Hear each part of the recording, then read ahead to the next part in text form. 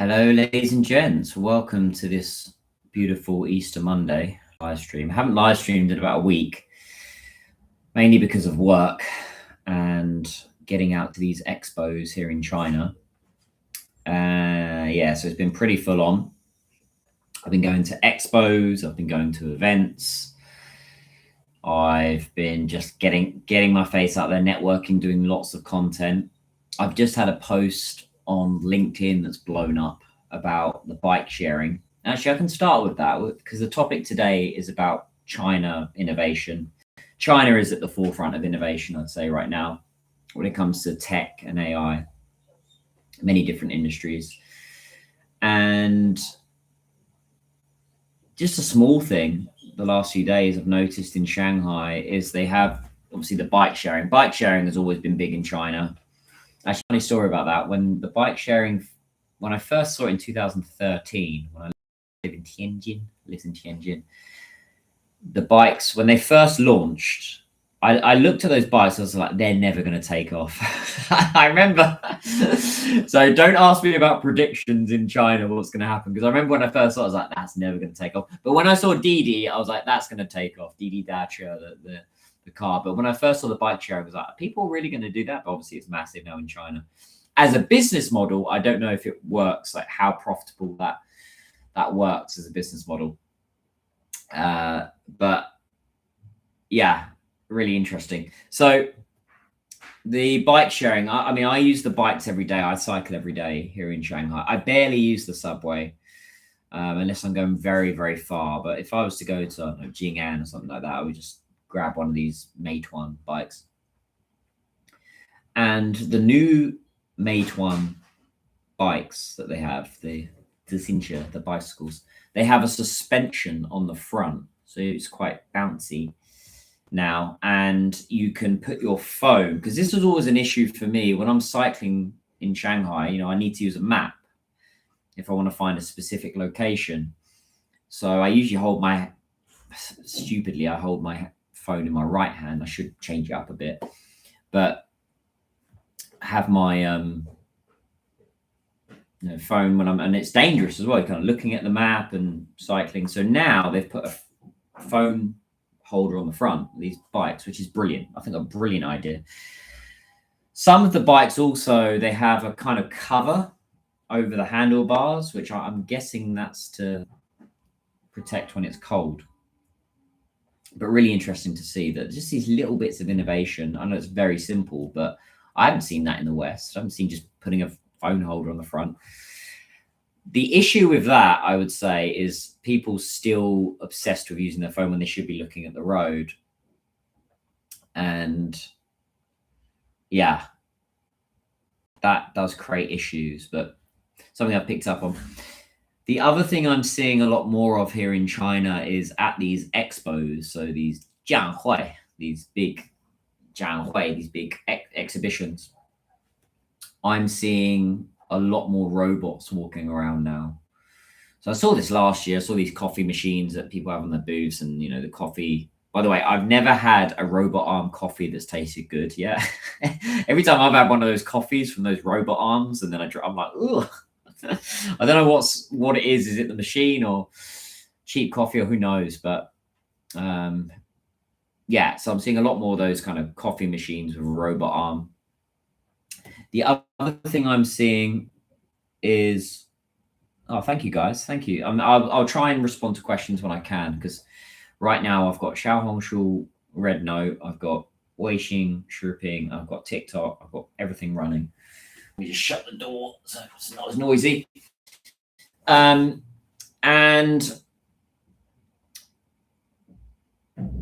I'm seeing a lot more robots just walking around. And this is exactly what I said last year. I did predict this. I said that the robots that are walking around these expos in China, these events in China, that they should have a QR code on the back so you can easily scan. I'm seeing a lot more of that now in China. I should have copyrighted that. I don't know if you can copyright that, but to have a QR code on the back of these robots, so these robot dogs and these humanoid robots. Humanoid? No, they're just walking around robots. So I'm seeing a lot more of that. I think if you're an international company in China or a Chinese company and you've got a robot on your booth, it is a huge attraction. It pulls people in. It's a really clever idea. I don't know how much of those Unitree, maybe someone can tell me how much of those Unitree robots in China right now. If you just bought the one that you can control, the ones, not the ones that can do a flip and everything. I'm interested to know if anyone's got a Unitree robot. It's a really clever thing because you put the QR code on there, you can scan it, it can go through to your WeChat official account. It's a video, it's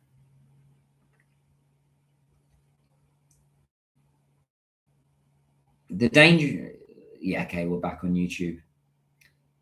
I think where humans are missing the trick now, though, is a lot of people are scared about AI. I'm hearing that a lot of events, but I think you've got to embrace the best aspects of it.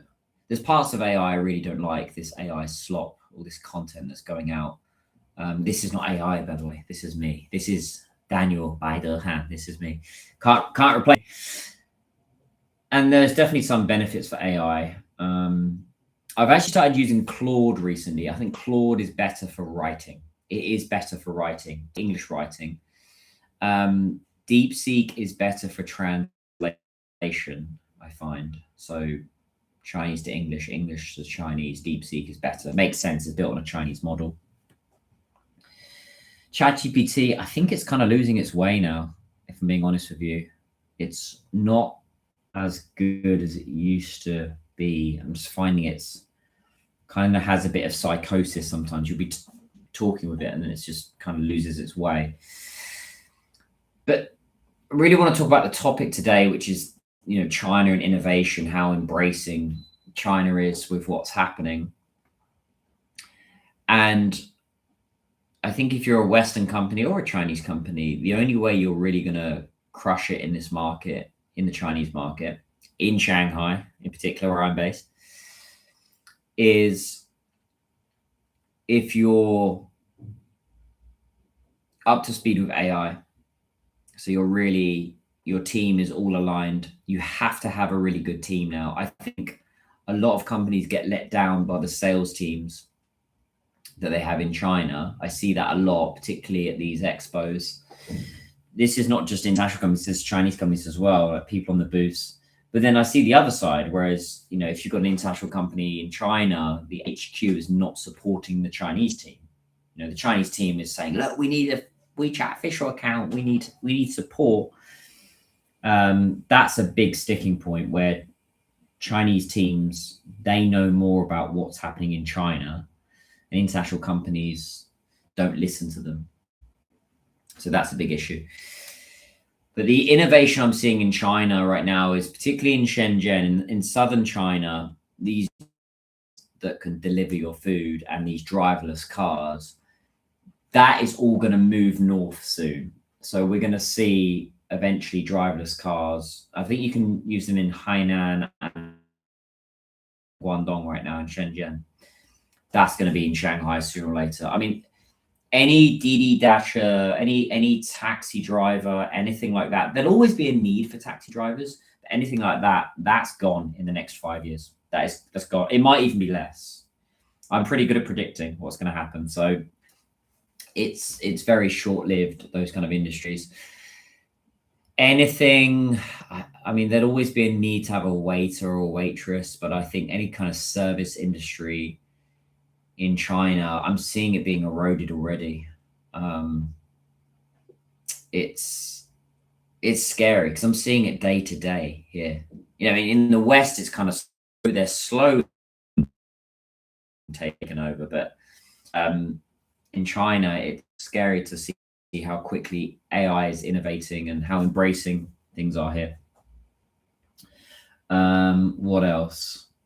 I'm trying to think as far as what's happening in the South. So you've got obviously the drones, which my friend and I, we were joking the other day that, those drones, the drone delivery that you get, the YMI that you can drone deliver what would anyone just order a lai cha? Like, would you just order a drink? Get it to just, like, what? Get it to deliver to you. But it's fascinating to see. Oh, that's the other thing. All these YMI, the food delivery guys, that'll be gone in the next 5-10 years. Because you see those robots that deliver stuff in hotels, where now it used to be the robot couldn't press the button. Now that the robot is synced with the lifts in China, so it doesn't need to press a button. It's just like, floor 15. I think that model will be happening in, I think, like the south in China is the testing ground, or Chongqing. Chongqing is always an area that they test new stuff in China. And then it's only a matter of time before everything it always moves north, right? So I think we're not far away. And I'm seeing it just day to day here in China. I've got a friend here in Shanghai that he works for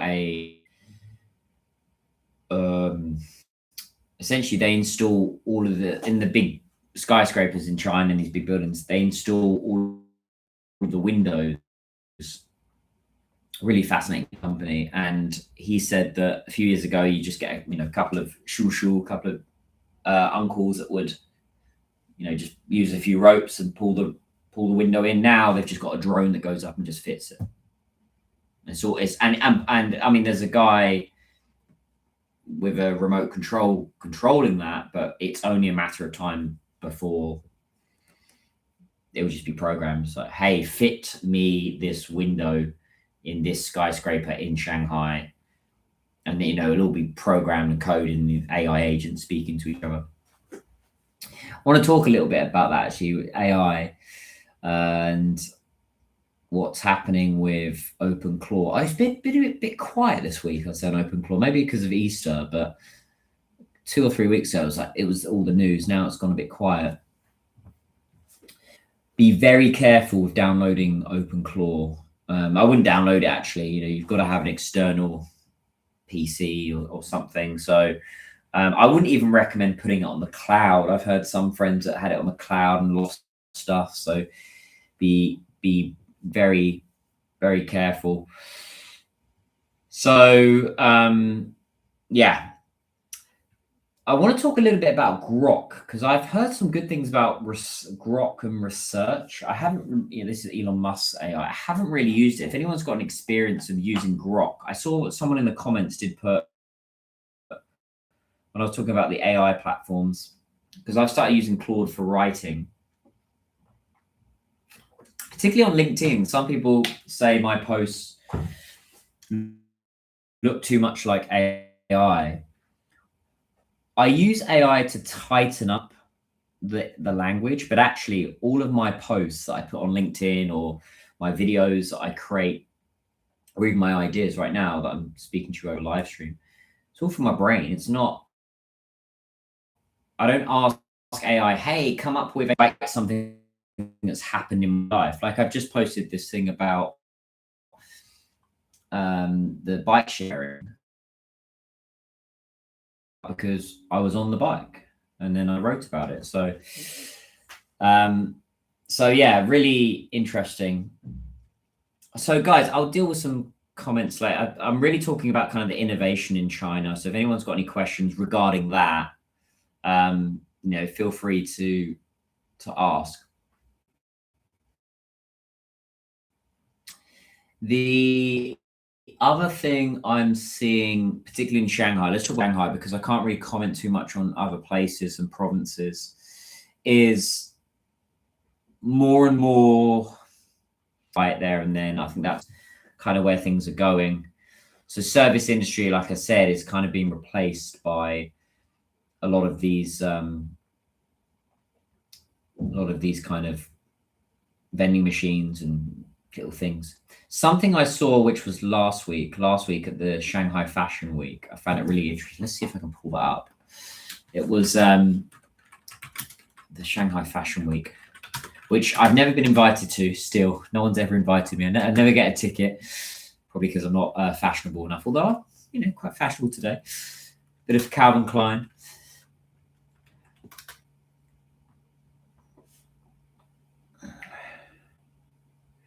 Yeah, because obviously that's what I saw. I saw robots wearing some of the clothing, which I found fascinating. I was like, so they're like dressing up robots now to wear the clothes and walk down the aisle. I think it's only a matter of time because they're cheaper, right?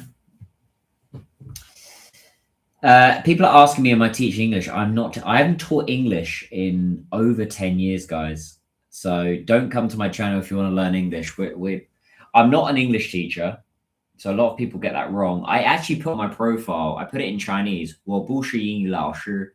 I'm not an English teacher. I even put it on my profile. You guys just need to read it. The topic of this, live stream is actually China is innovating. Are you ready? That's what I'm talking about. So you just need to, don't just come into a live stream and randomly say something. You've got to read the content. It's the same to someone's live stream. I don't just randomly put in a comment. I always make sure that I want to find out what the live stream is about before just randomly saying, where are you from? So yeah, because I've got, some people don't understand, I've got multiple live streams running. I've got YouTube right here. I've got WeChat, Weixin Shiping. I've got TikTok. That's the Laowai TikTok. Bushi is a Douyin TikTok, not Douyin, it's TikTok. And then I've got Xiaohongshu here as well. So lots of things happening. Someone's asking me about UK and China. Since that Keir Starmer meet, my business has changed for the better. So I got a lot more companies that were kind of on the fence with China. It really changed things. So it's the only good thing he's ever done, to be honest. A bit late as well, should have come earlier, Keir Starmer. But so yeah, am I jobless? No, I'm not jobless. I know I'm doing a live stream at 6:15 at night, but I have been working since 7 a.m. this morning. So I'm not jobless. But if you're not careful with this whole AI stuff, you will be, if you're not keeping up to date. So guys, I want to stick to the topic, which is innovation in China, and are you ready for it? Because there's stuff happening in China. I feel like the last 2 or 3 weeks, things have got even quicker here. Social media is changing now. I went to this mixer the other night with production houses that make and all sorts, TV shows, Tmall ads, and they were saying that previously when they would do a production, when they would do a promotion for a brand, company would pay them 50,000 or 100,000 renminbi. So let's say 10,000 pounds, a little bit more for USD. And now companies are paying someone who is absolute below minimum wage, 10 renminbi, to just create an AI video. The AI video, I saw some of them. They're not bad. They're not quite there yet. Obviously, I think we're not far away from companies utilizing AI video. However, I think there'll always be a need to have humans in videos. There's got to be, because if I knew something had been made by AI, great, but for convenience. But that's the whole point of creativity as human beings. It's trial and error. It's some things are going to work, some things are not. It's one of the meanings of life to be creative. And I think just using AI is a horrible idea for videos, movies, images. Although ironically, I have used AI to create a thumbnail today, just something quick. Of course, if I had a bit more time, I'd create something that's really, really good. What do I think about TikTok and Douyin? I think Douyin The issue with Douyin is they don't allow foreigners to live stream. But TikTok, no problem. So I don't know why, because Xiaohongshu and WeChat, Xiaohongshu Red Note, no problem. Live stream, not a problem, and I like that. But TikTok, not TikTok, Douyin's a bit funny. Oh, that's a really good question. What's your opinion on how we should integrate technology into the dating scene? So my first advice on that question, what's your opinion on how we should integrate technology into get off those apps. If you are on those apps right now, so what is it? Tantan, Bumble, Tinder, what's this? I remember because we've used them in the past. Get off them. Just get off them, guys. It's another weapon in your arsenal to meet maybe a guy or girl that you wouldn't have met before. But I'm a real big advocate of if you're a man, you need to get out there and meet people because women generally don't approach men. Like, it doesn't really happen. I guess only if they're rich, famous, or handsome, and I'm neither three. So, but I think algorithms and I think it's a horrible. I miss the good old days. I speak to my father sometimes about what it was like in the 80s when you would approach a woman in a bar and you get a number, they write on a napkin their number, or really have to go to a bar to meet people. But I think the apps are not the most effective way. I think men should actually get out and do pickup. I really think they should go out and meet women. That's my opinion. That if you're a man and you're single, and you should grow a pair of balls and get out and be confident and really go and meet people. You're going to get loads of rejection. Yeah, like, oh, your mutual friend introduced. I mean, yeah, that's all. And there was only 2 or 3 people, and I think that's what you've got to do nowadays. It's not about, oh, let's find the perfect set of people. I try and give people value before you think about yourself. If you have that kind of selfish mindset, you're not really going to get anywhere in this world. So how do I get so many leads B2B wise for China? Is because I know what I'm looking for. You got to follow the money. You got to find companies that have got pain. You got to find companies that are looking to move now. Avoid the time wasters. It's the number one thing. I hate people that waste my time. Some people love it. Like, oh, we'll have conversations all day long, but I really hate connecting with people, particularly on WeChat, that are just going to sit there as a WeChat contact and never do anything. I think it's just wrong. I guess Alibaba. I mean, I use Taobao. I guess Alibaba, you could say that. Speaking of which, I was speaking to Alibaba a few weeks ago, and they never got back to me. See, they missed a trick. They should have got back to me.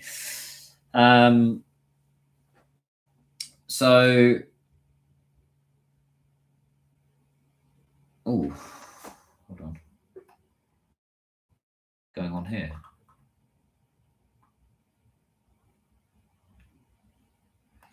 Yeah. So, Michael, do you use back on YouTube? My YouTube always drops. Lovely, thank you. If you want to meet, just message me. There's only one guy in China that I know that is really converting for like ERP systems. So just message me directly, Michael, or anyone out there for ERP. There's only one guy that I know that is kind of a master with it, and he's based in China, but he's not Chinese. Interesting. So yeah, just message me directly. So yeah, ERP systems. Anyway, guys, I'm going to cut this soon. I'm going to cut this in about 5-10 minutes. So if anybody's got any final questions, I wanted this to be a little bit interactive, a bit Q&A. Yes, I did go to the Imagine Dragons concert. That was fantastic. No AI needed there. It's all human. Well, I don't know about the lighting. Maybe the lighting. I tell you where they missed a trick. The Imagine Dragons concert. I did a live stream on this, guys. Go back and find that live stream. I've saved all my live streams. They had the lyrics when they were singing the songs in English, but they didn't have it in Chinese. And they could have used an AI just to sync up and translate that as it was going.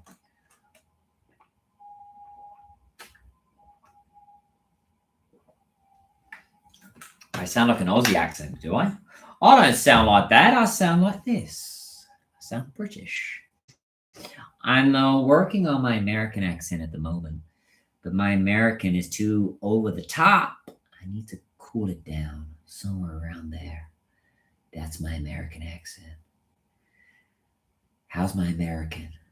Because my American, I really need to work on.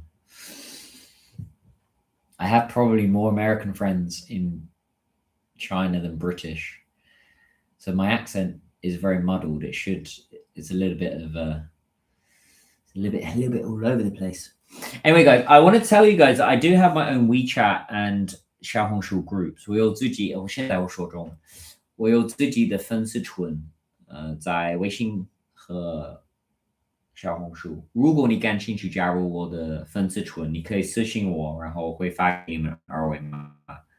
你们可以 join the group. But if you join the group, and I've said this to everyone that joins, you've got to talk. Don't just sit there. When I'm in any group, I like to interact with it. I meet people, I conversate as much as I can. So yeah, just message me, Nikkei Sushing War. But I can't reply to you right now because I'm live streaming across multiple platforms. But yeah, guys, if you want to join my WeChat group, or Xiaohongshu group, just message me directly and then I'll send it to you afterwards. Any final questions, guys? Like I said, my channel is not for learning English. I need to be very clear. If you want to learn English, go to someone else. Go to someone else's channel. My channel is about business, doing business in China. It's about Chinese life. It's about innovation, how great it is to live here. Because I'm very lucky to live in China, I think. Oh, God, living in the UK, I'd have no hair right now, I think. I'd be miserable. There's some nice parts of the UK, but yeah, I think we're very lucky to live here. The innovation coming out of China, Chinese innovations to your daily work.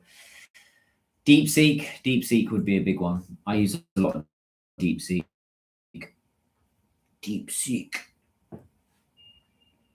That would be my main one that I use. Right, guys. Well, 感谢你们的支持，我爱你们. I love you all. You guys are amazing. And genuine, like honestly, I'm very grateful for all of your support. Check out my videos as well, guys. Too many people.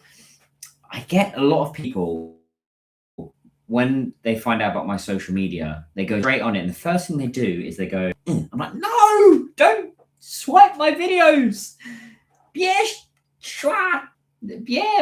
Like actually watch it. You can because I put a lot of work into those videos. No AI involved. Oh, the only AI I use is on CapCut. So when I make my videos, I use the AI to translate. But I'm still using, I'm not having to hand type. Oh God, I remember that 4 or 5 years ago, having to hand type my every single, because that is a little bit of an annoying thing in China. Or generally is you have to have like Zoom, but it's good for language learning. I see both sides. So yeah, guys, appreciate the support. I'm not in Shenzhen. Why do people always ask weird questions like, where are you? I'm obviously in Shanghai. I always tag my videos in Shanghai. I always bang on about Shanghai. So are you in Shenzhen? Obviously not. So appreciate your support, guys. 感谢你们的支持，我爱你们，我爱你们. I'm gonna go do a bit more work, play my guitar, Lashen. See, my guitar's down there. I don't know if you guys can see that. There's a guitar down there. And oh yeah, I'd never say can you, just say please may you. And yeah, guys, I'm gonna cut it there. So have a nice evening. Go and watch my videos.你们可以看看我的视频，你可以私信我。And appreciate. Yeah, I play the guitar. I'll quickly show it. Some people are asking about my guitar. I play this every day. I usually play for at least 30 minutes. There you go. A little bit of Beatles. She was a